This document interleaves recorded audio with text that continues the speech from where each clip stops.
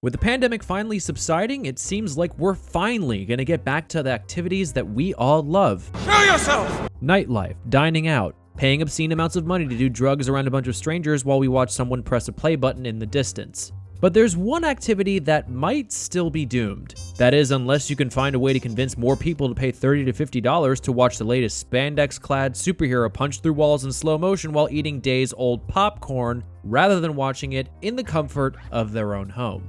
Movie theater attendance has been on a slow decline ever since the early 2000s. And with the pandemic quite literally putting theater chains out of business, we've got a quick question. Are movie theaters, officially dead?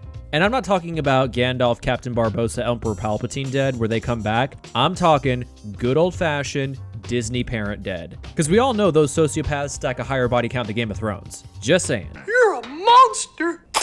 Anywho, let's first take a look at the damage.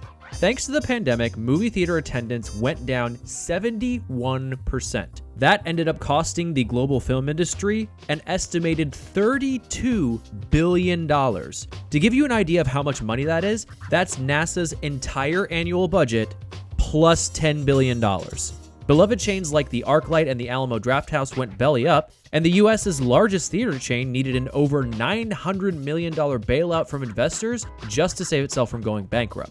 Meanwhile, online streaming revenue shot up 30% during the pandemic alone. In 2020, the streaming video industry made $34 billion, aka $2 billion more than what theaters lost. And while there's no way that online streaming gobbled up all of those movie theaters' would-be profits, make no mistake, streaming video is coming for their edges. Let's take a look at an example. What was supposed to be one of the biggest releases of 2020, Trolls 2, aka the reason Justin Timberlake isn't starving to death. Just as the pandemic was starting to take hold, Universal Pictures and its parent company Comcast decided that, rather than postpone the release of the film after they did all that promo, the studio would just make the film available for digital rental and download the same day. And within 3 weeks, the studio made more than double in digital sales and rentals than it did throughout the film's entire 5-month theatrical run. It did so well that it sent AMC theaters into a tizzy, who threatened to stop releasing any of their films in theaters if they decided to follow through with their plans for same-day digital rollouts. But can you really blame AMC for panicking? As it stands, a movie studio currently only gets about 50% of the revenue from theater ticket sales. Compare that to getting about 80% of the revenue from a download or rental through platforms like Apple TV and Amazon.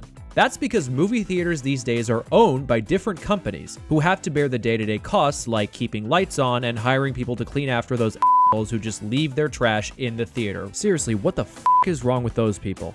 This is more than a little ironic, because in the early days of the film industry, studios owned everything, from the stars in their films to the theaters that showed them. This was called vertical integration, and it was put to an end by an antitrust lawsuit by the United States government, who decided that this system made studios too powerful and forced them to divest from owning theaters. This allowed theaters to show whatever movies they wanted, and paved the way for the multiplex system that we know and love today. But now, vertical integration is threatening independent theaters again. Except it's not that studios are trying to muscle in and own theaters again.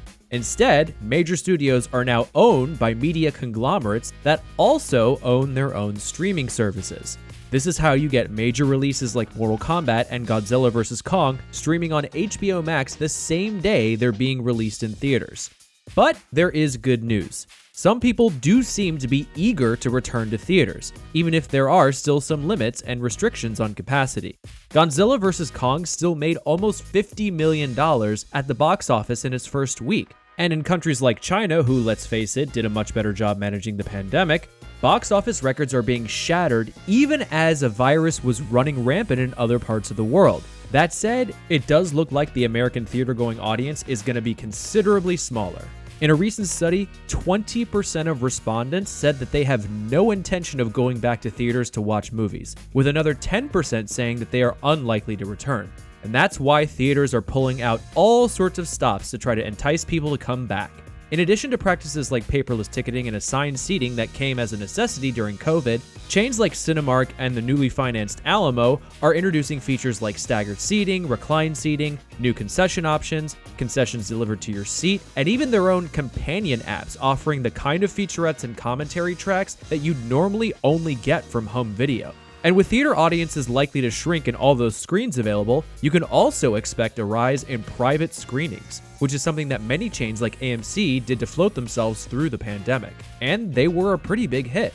Also, you can pretty much forget about having to wait 2 to 3 months before you can rent or buy a new movie. Virtually every entertainment expert agrees that if there's any casualty from the pandemic that'll remain, it's the traditional release window. The other thing worth mentioning is that almost half of the theater industry's business comes from frequent moviegoers who only make up about 11% of the total moviegoing population. So even if overall audience is likely to shrink, theaters can still make it just by attracting enough dedicated movie enthusiasts. But while movie theaters may not be dead, the industry is never going to be the same. So if you're a purist like Martin Scorsese or Christopher Nolan or any of these other butthurt directors whining about how nothing can replace the movie theater, you had better get your butt in one of those seats and get it there as often as you can. And while you're waiting for your movie to start, here's something else you can watch. If there's any topic out there that's got you scratching your head and you're too scared to ask, you should totally send it our way. Tweet using the hashtag #QuickQuestion or email us at questions@brainjoltmedia.com. Don't forget to follow us, and remember, quick questions don't always have quick answers.